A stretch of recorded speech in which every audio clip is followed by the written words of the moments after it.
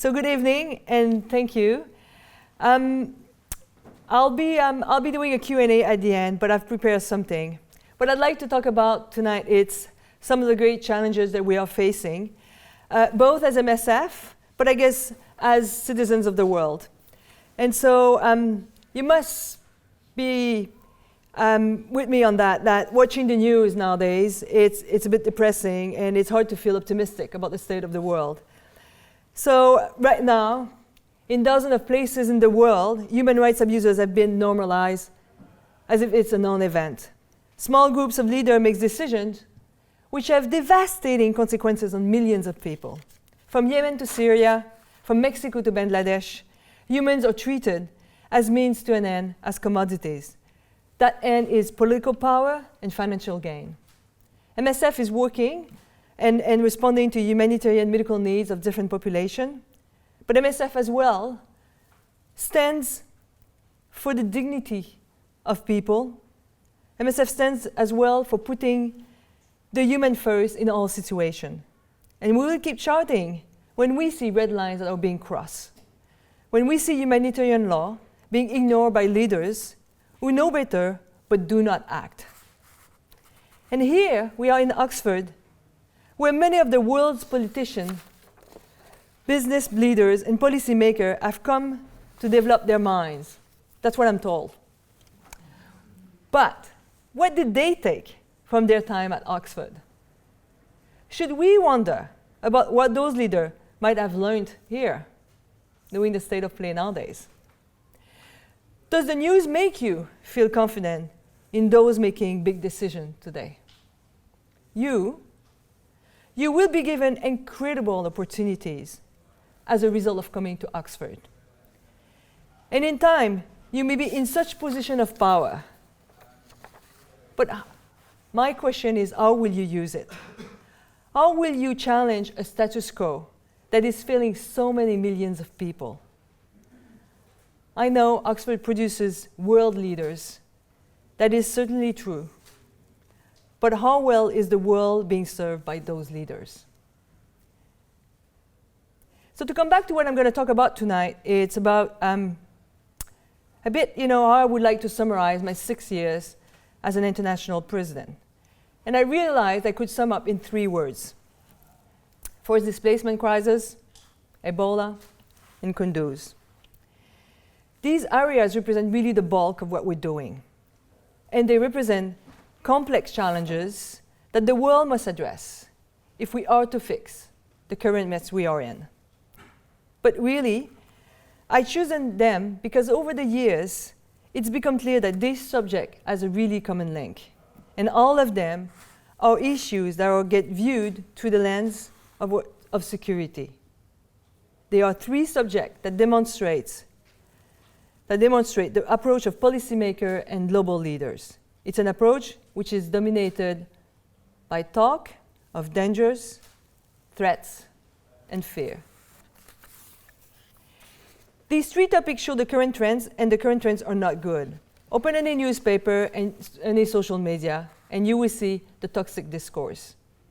It's helped create a mindset that is dominated by only one idea: security, security, security. Security at all costs. What MSF witnesses on the ground is the price that is paid for the security mindset. And what we see is the humanitarian cost, which is a human cost. We see the price paid for the politics of fear. It is a vicious cycle that goes like this. An atmosphere of fear leads to this idea of security above all else. Once that begins, people turn inwards and shut themselves off.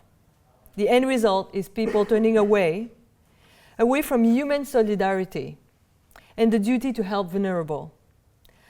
When fear is overriding emotion, even refugees fleeing war zones are perceived as threat. In recent years, fear has led to hardening of rhetoric against those in need and building borders and walls. In 1989, there were 15 border walls. In 2018, there's 77 of them. And many of those have appeared since 9/11, a start of the so-called war on terror. The level of fear, particularly since 9/11, has led to some seeing the enemy everywhere. The fear of this enemy has led to lead what I call wars without limits, in which anyone is viewed as a legitimate target. Even those who flee are viewed as threat. Look back in 1950s, 1960s, some of the people were fleeing some war from Vietnam, Cambodia. They enjoyed the sympathy of the world. They were almost heroes. Their rights were understood and were secured through positive political action. Now, people who are fleeing are treated as pests, as burden, and often as active threat. In summary, I think, and many of us think, that the world, things in general, are going backwards.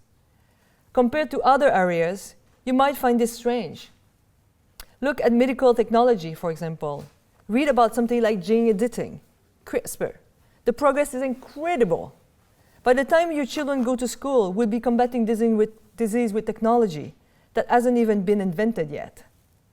But when it comes to the environment surrounding humanitarian work, things are being backwards. As humans, we are hardening ourselves to suffering. We're abandoning our basic principle that once were a given. We're backsliding on protection of vulnerable, of human. We're risking a collapse, honestly, of what I call our common humanity. All over the world, a narrative of fear is dominating discussion and decision. Listen to the news and you'll get stories about the caravans in Central America, people crossing the channel in small boats, or the thousands of drowning in the Mediterranean, as if it's a non-event. Last year, in 2018, MSF was forced to stop its search and rescue activities in the Mediterranean. We had been working with partners to operate a ship called the Aquarius. The Aquarius took people from small boats, unsafe boats, and picked them up and from the sea, saved them and brought them to another port of safety. You might think that sounds like something that will attract universal support. It didn't. If you're not familiar with the political dynamics surrounding the search and rescue in the Mediterranean, you might be shocked.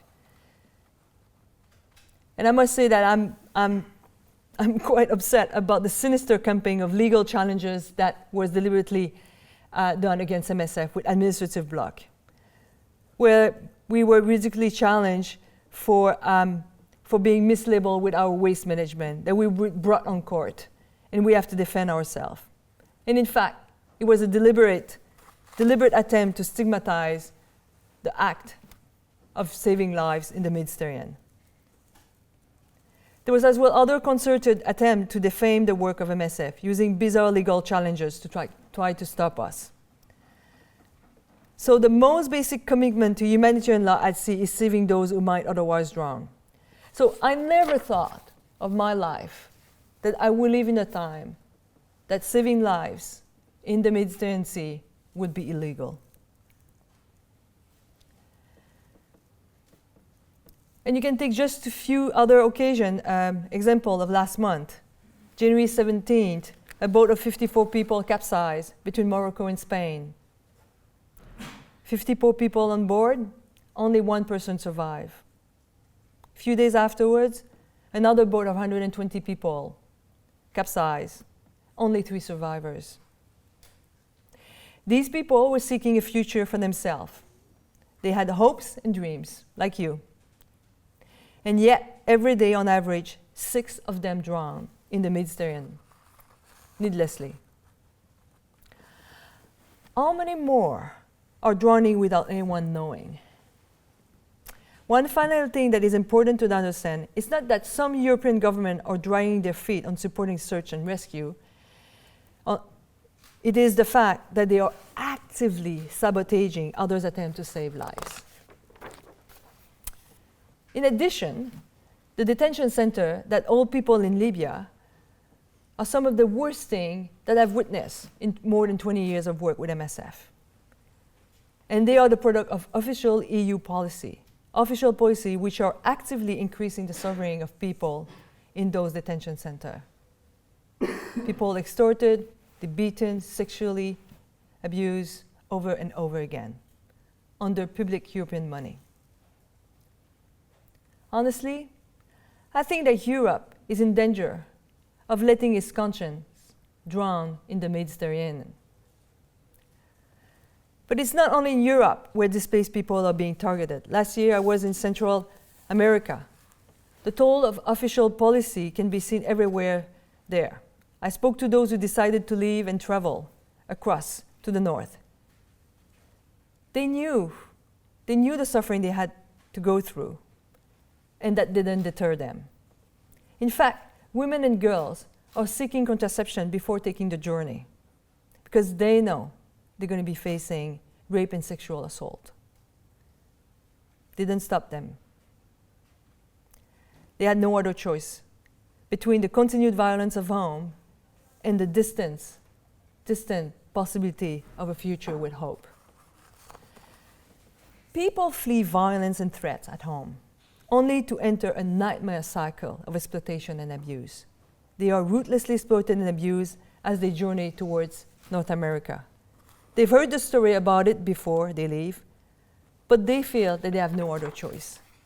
68% of the migrants in Central America are victims of violence. 30% of the women have been sexually abused.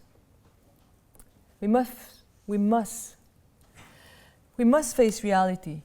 Inhuman policies designed to deter just doesn't stop people. Just look at people here trying to cross the channel in plastic boat designed for holidays. They are not put off by the freezing water, the hundreds of cargo boats that could hit them. They're just dreaming about a future. All the deterrent policies that are inflicting suffering on people does not stop people to hope and does not stop them at all. Instead of shutting people out and ignoring the poverty, violence, and exploitation they endure, we need to look for better solution. We must ask from our, I believe, common humanity, not out of fear, but of solidarity.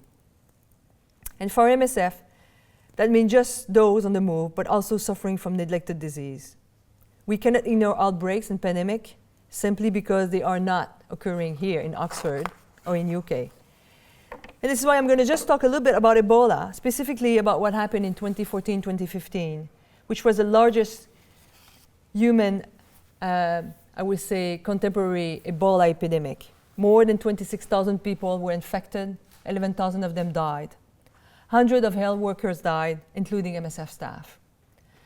The response to that outbreak was badly and shamingly delayed. Despite the suffering of thousands, the world didn't seem to be interested. How too we see the fear factor get in the human solidarity. When we started to see patients coming out west, we started to pay attention. And so it means that we only pay attention when, and it gets traction, when we feel that we are threatened. So rather than a reaction coming from solidarity with those that are affected, we focus on closing down on ourselves and only answer if we feel threatened in terms of economics, in terms of travel and interaction. I remember, having to do a medevac of a patient and having a European country telling me, you cannot fly over my country. I said, why? I said, in case you got an engine issue, and then you're going to need to land in my country. 24 hours of negotiation with one of our staff infected with Ebola. That was the hysteria of that time. So, traction finally came, but only when we perceived the threat. The gear change happened, and so therefore we changed what I call from broad indifference to global hysteria. And so, because we knew we couldn't keep Ebola at arm's length, we just said something needed to happen. And the fear of an outbreak had brought first inaction and often afterwards only what I call a knee-jerk reaction. The point is that by looking at Ebola as simply as a threat, something to keep over there, then it means that it's not our problem. And then we don't invest and basically fight the infection at its source early on. So the security mindset holds us back to act at the right time. By being dominated by fear, a situation might be much more dangerous by reacting much later.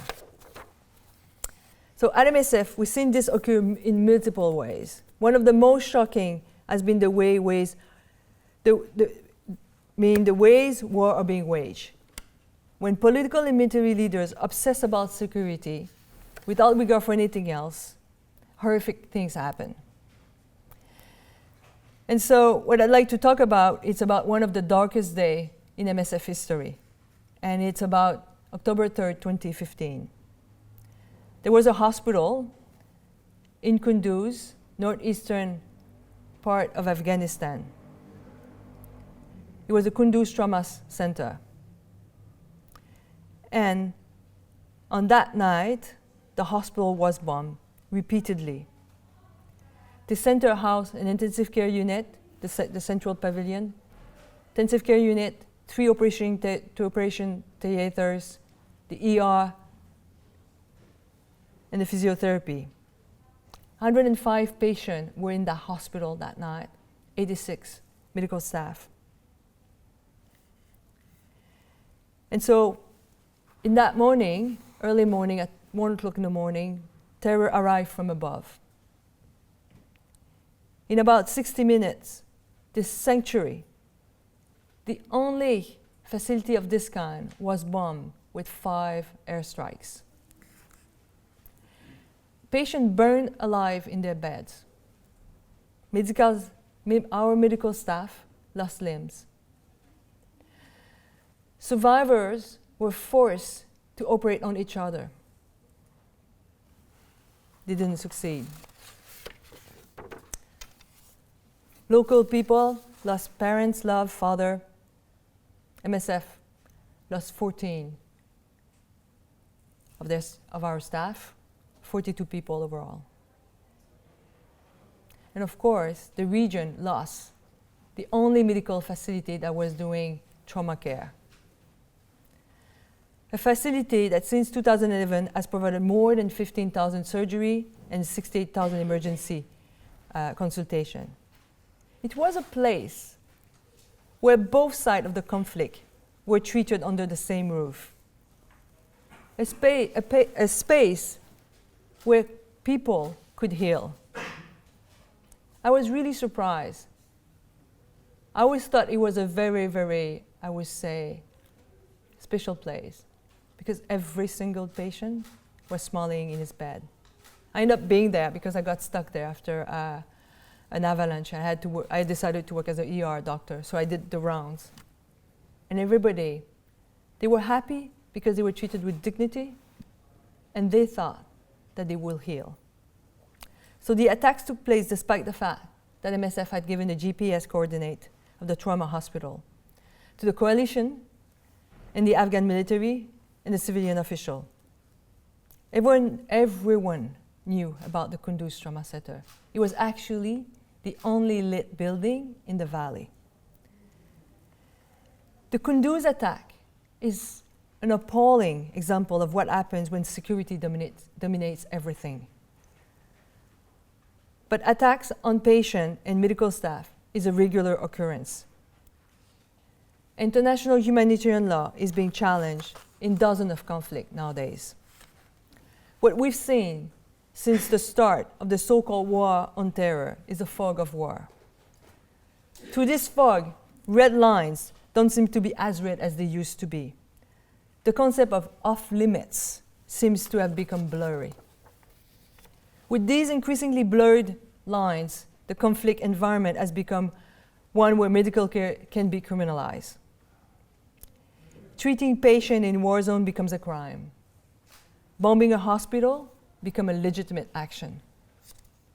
We could talk about the complexity of humanitarian law and use a lot of language. But my bottom line is, don't you think it should simply be enough to say, we don't bomb hospital? Being in Kunduz in Afghanistan, or being in John Radcliffe hospital here in Oxford? I'd like to draw a close to this because I'd like to hear more about some of your questions, but I'll leave you with this. Governments of all types are fostering feeling that criminalize those trying to protect the vulnerable. Narratives of fear are removing the humanity from our action. It paints foreigners and migrants not as people to be helped, but as people to be defended against. A security mindset that portrays humanitarian as some kind of accomplice to the enemy. And that makes humanitarian a legitimate target for verbal and physical attacks. Once that narrative is out there and gaining momentum, it is very hard to defend against. I know that Oxford produces world leaders. Many of you will gain the power to make a difference on these issues, whatever field you're working in. But it's not clear that simply studying Oxford produces the kind of leaders that the world needs right now. Look around at the world and ask yourself if leaders are delivering for their people. Ask if the vulnerable are being protected, if the humans are at the center of the big policy decision. You have the power to change things, but you also have the responsibility to stop this backsliding.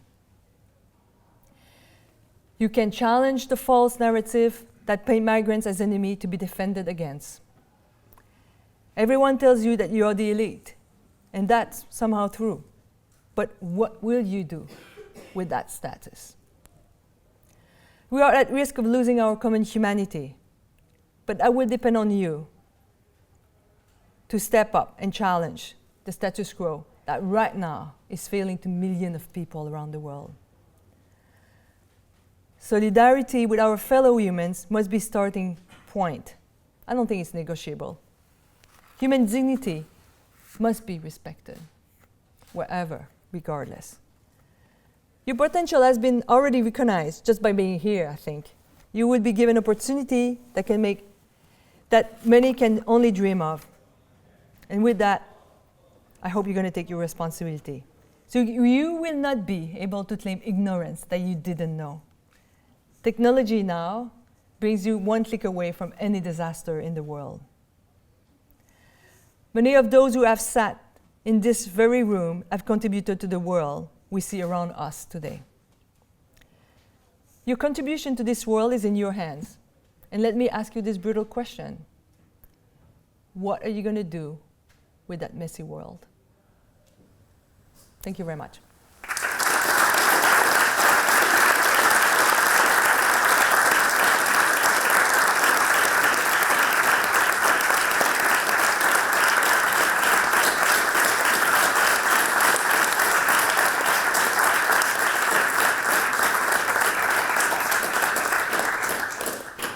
Thank you so much for that incredibly moving speech. And I want to try and give as much time to audience questions as possible. So I'm only going to ask one quite simple question. Continuing on from what you said about the backsliding, the collapse of common humanity. 2 years ago, in an interview with refugees deeply, when asked about the abdication of responsibility from the West in their regards to humanitarian crises, you said that it was challenging to be hopeful. 2 years on, do you think there are any signs of hope? That was supposed to be the easy question. Right. I really think that there is some hope. There's a lot of imperfect things happening, and I think the global compact on migrants that was signed that was agreed in Morocco and ratified on December 19, 2018, is a bit a sign of hope. Why do I say that? Because more than 150 countries have signed for a safe, orderly, and regular global compacts, meaning that when you leave your country and you cross a border, you don't use your rights as a human being. Very simple, very, very simple. But we all agree that we need to make it safe, and we all agree that it's not an open bar. So I think it's good. I think it's unfortunate that the media has focused really on the people who were not signing the pack, because I think it's 150 nations over 193. It's a majority, a clear majority. So I do have hope, and I think that now we need to translate that, in real action. But it's a good body language. What's the best way to transfer it into real action now, do you think? Well, I think that now we have to come with tangible in terms of how we gonna accept people, and how we gonna make and facilitate, and instead of putting only administrative roadblocks to people, we will help them to enact what are their rights in terms of people. And regardless, that you cannot be labeled a refugees or whatever, everybody is entitled. That's part of the the basic human rights declaration to dignity and protection. Thank you so much. So now we'll throw questions open to the audience. If you want to stick your hand up and wait for the microphone to be brought to you, and stand up when it does. Yep, so we'll go to you there. Yep, you sir.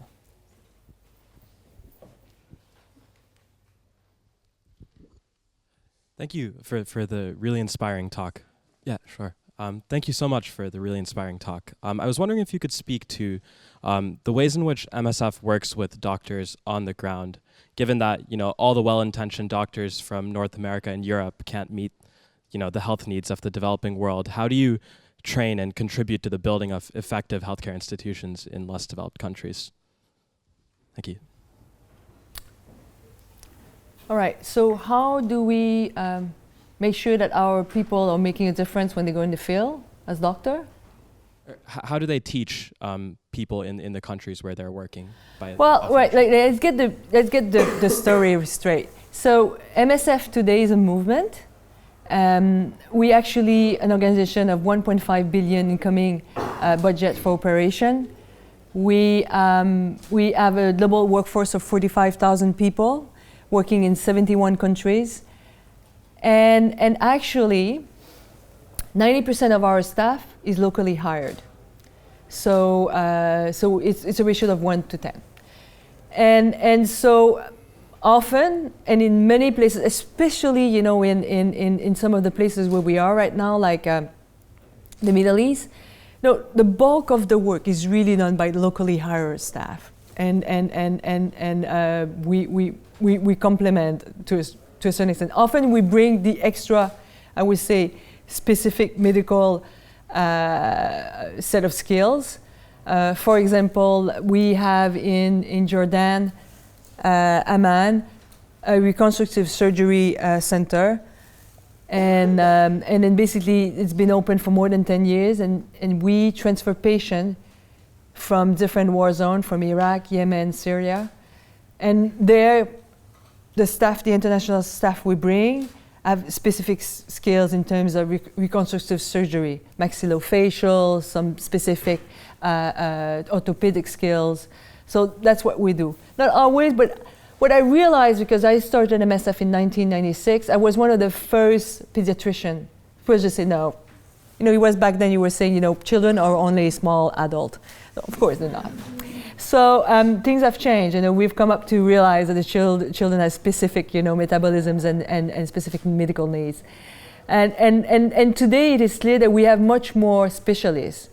And I was this afternoon at the medical science with the medical student, preclinical people. But the thing is, we have more and more demands in specific skills.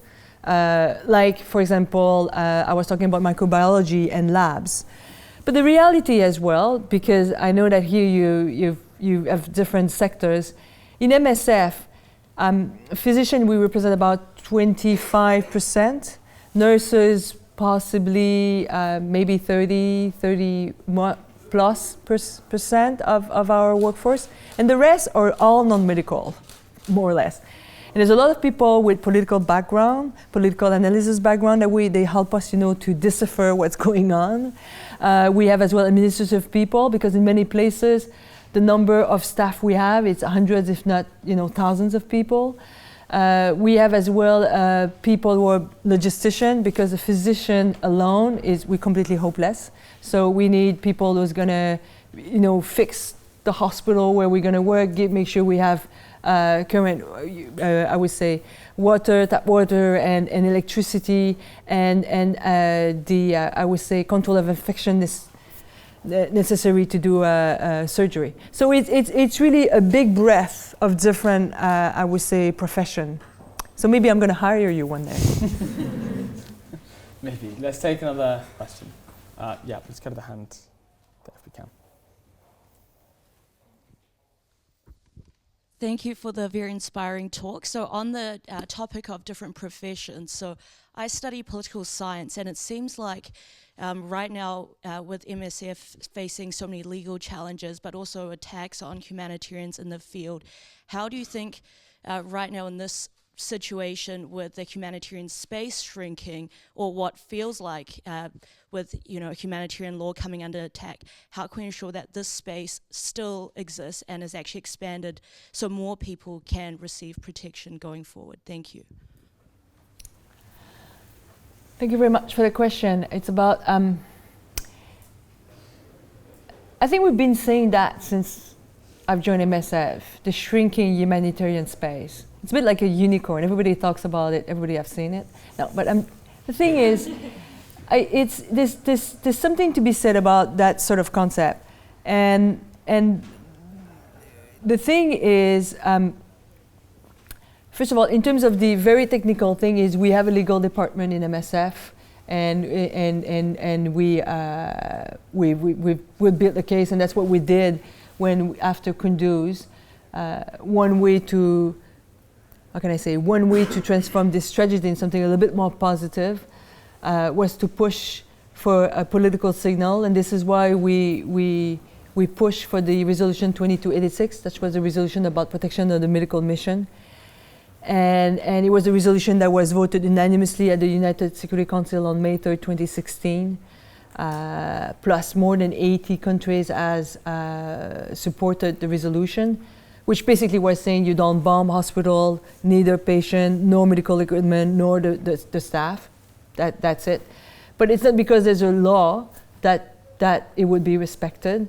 And the reality is, although it was I was told an historical the most supported resolution 6 months afterwards, when he came back to the United Security Council, the proposal back then of Secretary General Ban Ki-moon was to operationalize the resolution, was not voted on. So all that to say that words are cheap. And although we have the IHL or we have the resolution 2286,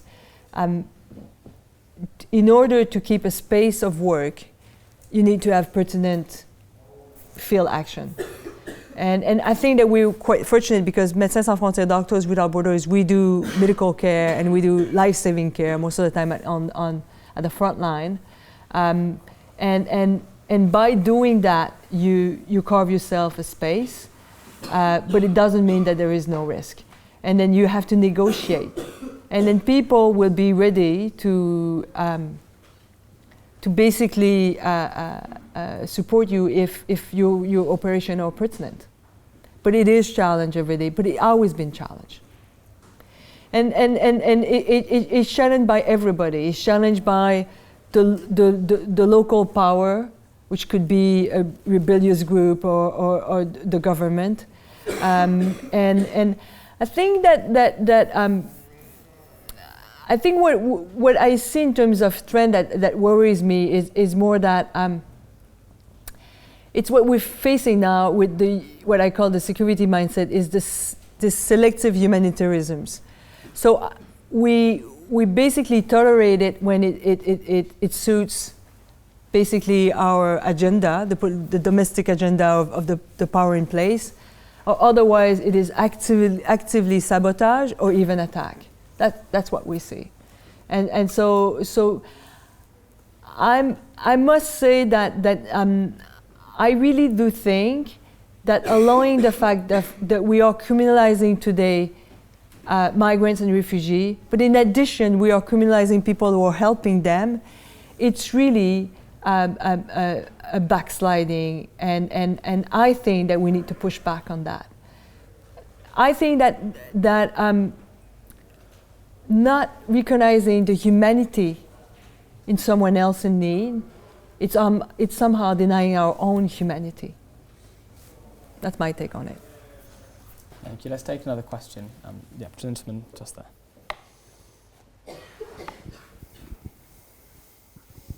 Hi, and thank you very much again. My question has to do more about how are we seeking a solution, either as persons, either as countries. So first of all, about creating this link with empathy again with other people. Like, when I open the news and I check that like 150 people died in this catastrophe or some people died in other, it's really easy to lose empathy with other people actually suffering.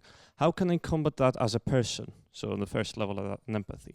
On the second level, how can I, as a just to clarify, just sometimes if you're bombarded by complete news, sometimes it's easy to lose empathy sometimes if you have too many of such news.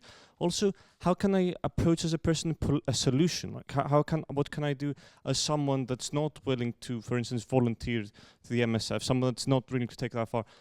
And even if as an individual I can do something, as a country, like if countries came together, like if one country thinks that they can help something, still isn't the world, in a sense, are these problems kind of unsolvable unless everyone joins their hands and say we're going to save the world? How can we change the world, essentially? Thank you very much.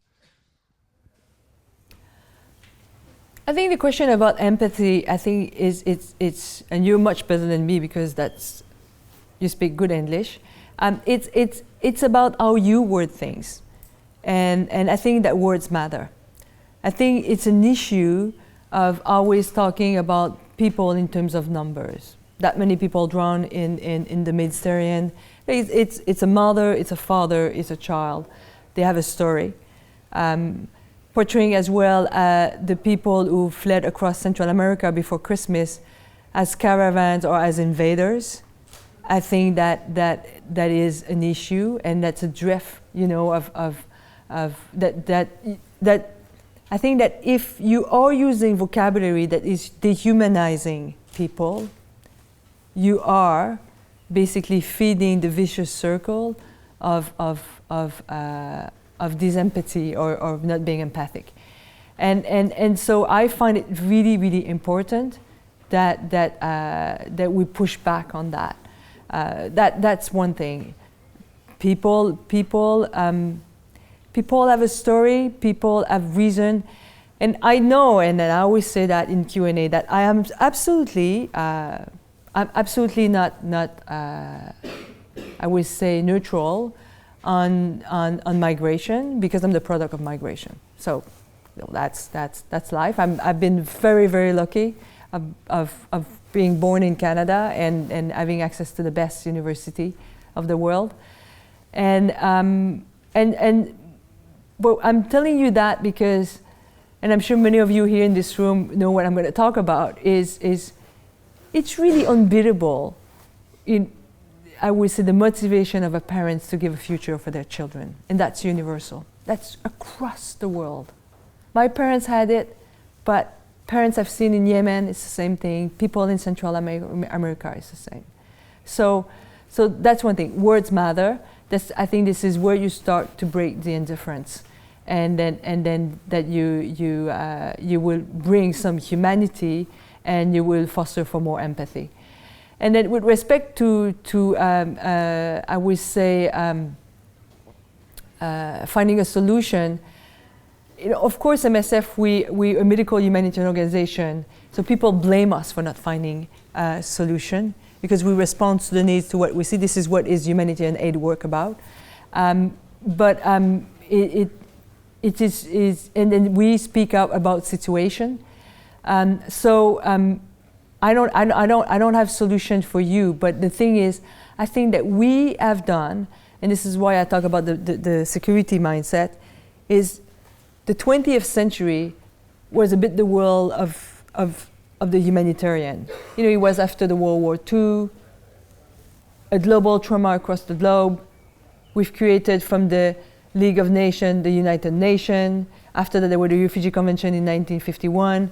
After there was the Declaration of Human Rights. came much later, the International Criminal Court.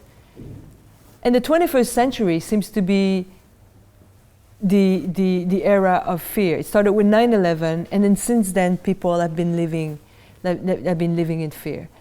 But the thing is, I think that if you let happen that not flooding the I would say what I call our collective commitment on the Declaration of Human Rights.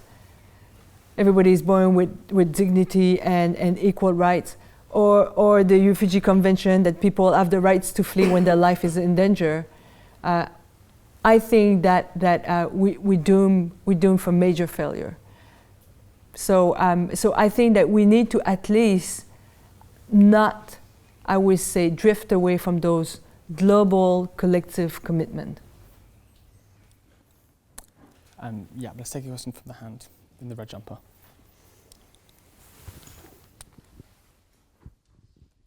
Thank you very much, Dr. Liu, for inspiring us and challenging our thinking. I'm wondering, amidst this messy world, as you just mentioned, what does MSF need most now in terms of support, be it people, resources, or governmental support? What do we do? As in, amidst this messy world, what does MSF need? Well, what we do is we do what we do as medical humanitarian organizations. So MSF works in 71 countries. No, I mean, what kind of support can we, say, give to MSF? You? Or be it people, resources, or governmental support? Well, I don't. No. First of all, I don't think it's supporting MSF. I think that if the one thing you should take from this intervention I've just done, it's about you being a responsible, I would say, world citizen, and breaking the indifference of human suffering across the world. It's not about MSF, honestly. Of course, we will appreciate if you support us, if you come and volunteer for us in a few years. But the reality, it's about if we want to fix a bit the mess we are in right now, we need to break our indifference on people's suffering. And I know you're going through a really tough time here, and I don't know how things will unfold at the end of the month of March. And I know that you are inward focused about what is going on. So for me, it's the basic thing. About MSF, there's different ways to support us, but it's honestly my take is not that you support MSF. We'd be happy to know that you donate, you come to event, that you volunteer in a few years, but it's really about not allowing this world of indifference to just keep going on. That's really my basic plea. Brilliant. Let's take another question. Yeah, let's go to the hand. Second.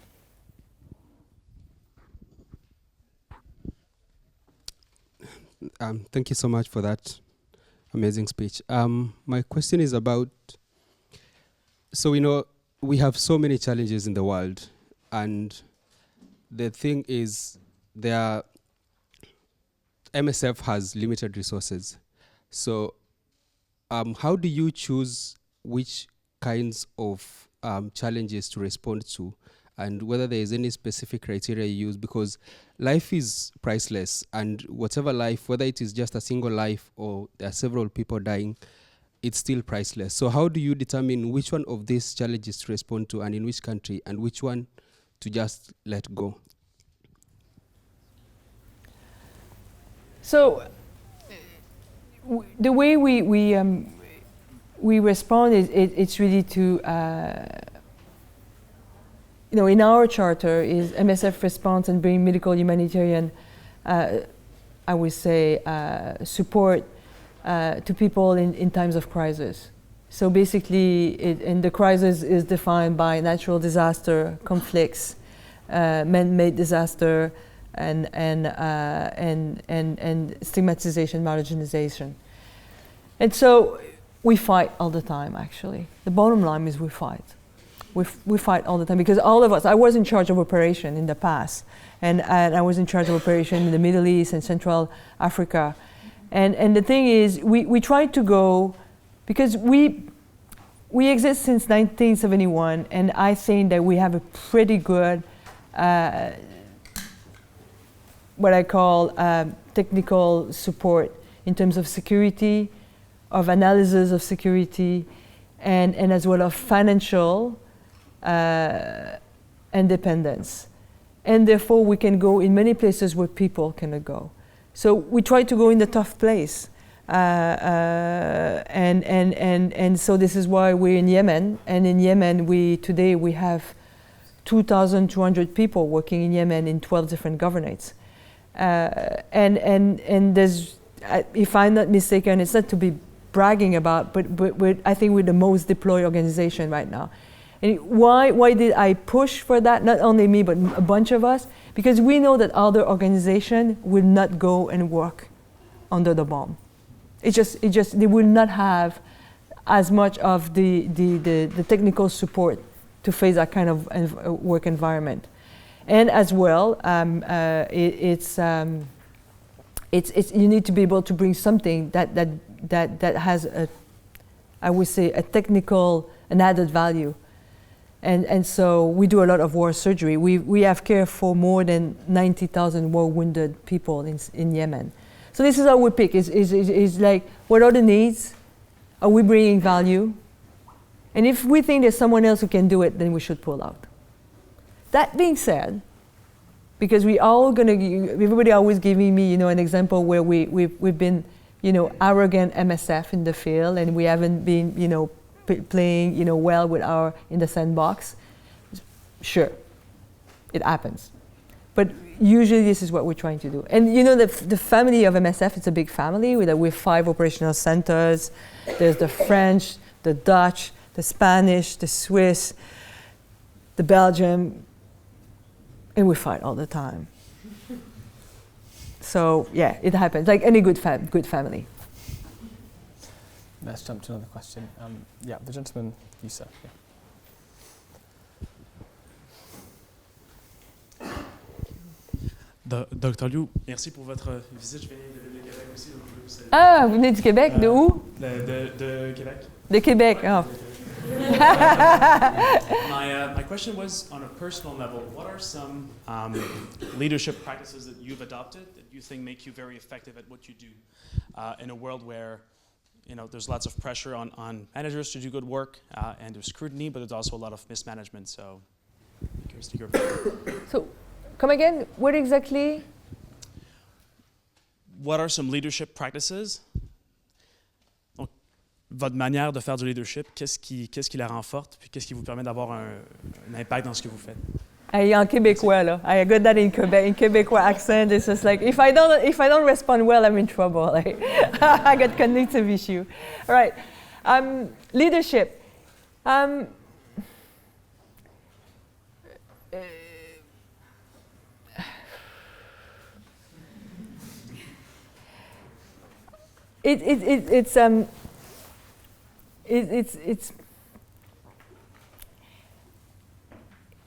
Leadership role is really something. It's really something. It's a privilege. It's a huge privilege. And then I think that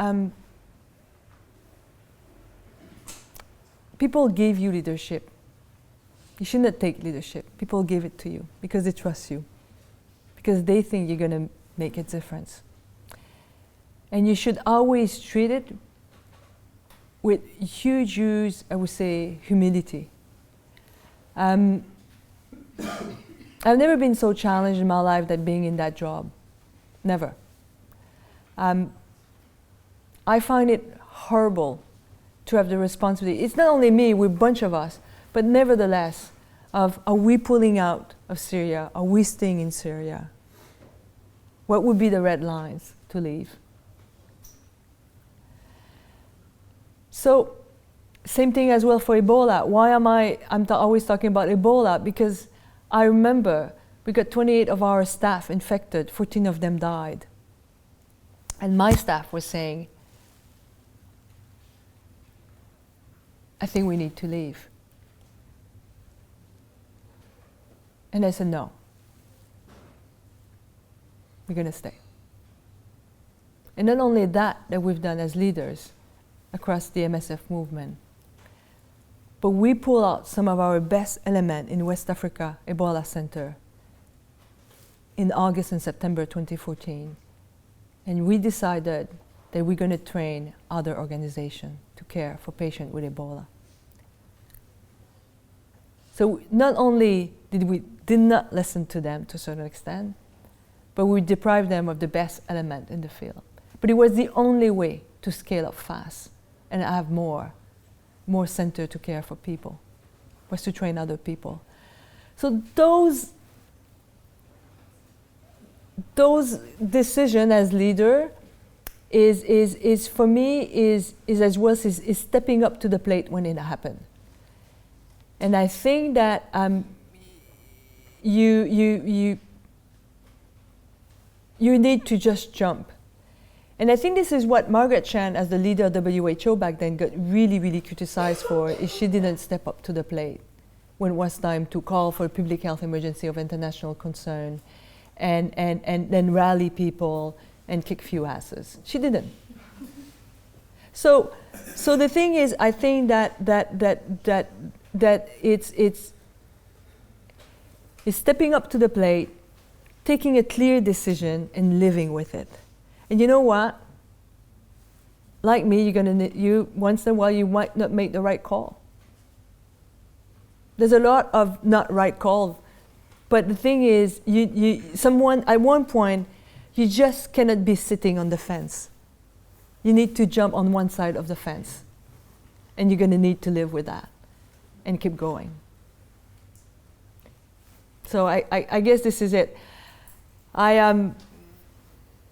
It was the same thing after Kunduz. You know, we were very, very upset. You know, you have to understand, like 42 people died over an hour.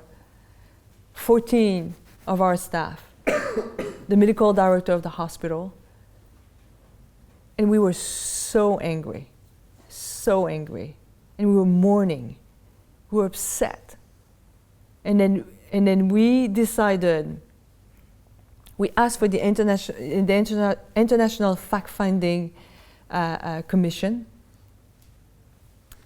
and it's true. If you remember, the U.S. took responsibility very early on, and we decided that we will not. Of course, you know, we didn't give any. We made the US pay the political cost for what they've done to a certain extent because we shamed them. On the other hand, we never asked for justice. We wanted an independent fact-finding commission because we wanted to understand what happened. Because our goal was we don't want this to happen again. And we might have been blamed, so this is why we wanted an independent investigation. So you take those decisions, and then some people just say, oh, well, you know, why did you do that? And I've been criticized as well for going to the United Security Council, going and talk to the big power, and basically somehow already siding with the big power. So there's a lot of perception issue. There's a lot of those things. So there will be no perfect decision, and when you're leader, you will always be criticized for it.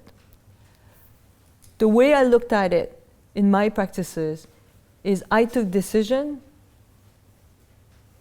with respect to people we care for and what will bring them the best value for them. And that's it. And I always think that me, you know, I get a bit bruised through the process, personally, a very small price, if we can care for more people. Very small price. But it's not fun to go through. And I think we've got time for one final question. So yeah, George, we can come to this hand. Yeah. Bonsoir Madame, merci beaucoup. Votre générosité et votre courage est très porteur d'espoir. C'était très illuminant.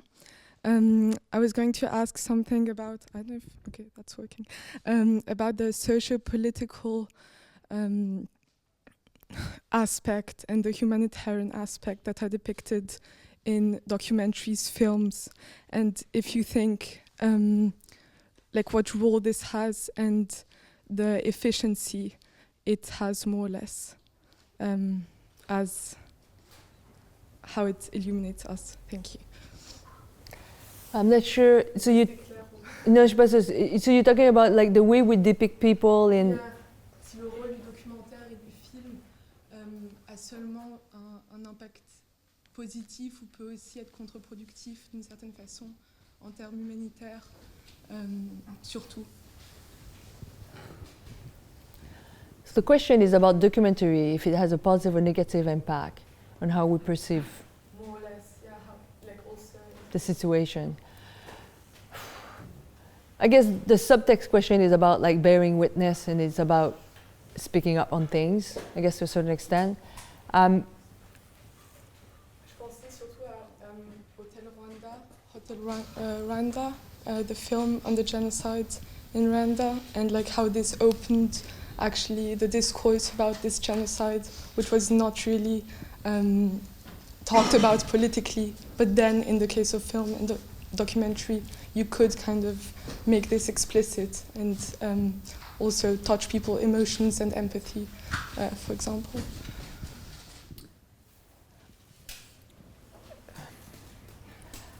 I personally do think that if you want to speak about different situation, you need different medium, different vehicles, different ways. I'm being very. It's such a humbling exercise to be in that kind of job, because I've spoke a lot, for example, about the migrant and refugees. And when there was that one picture of that boy, the little alien on the beach, all of you remember that, who's dead. God, I was begging to get interview on BBC and CNN, and didn't get anything for 6 months.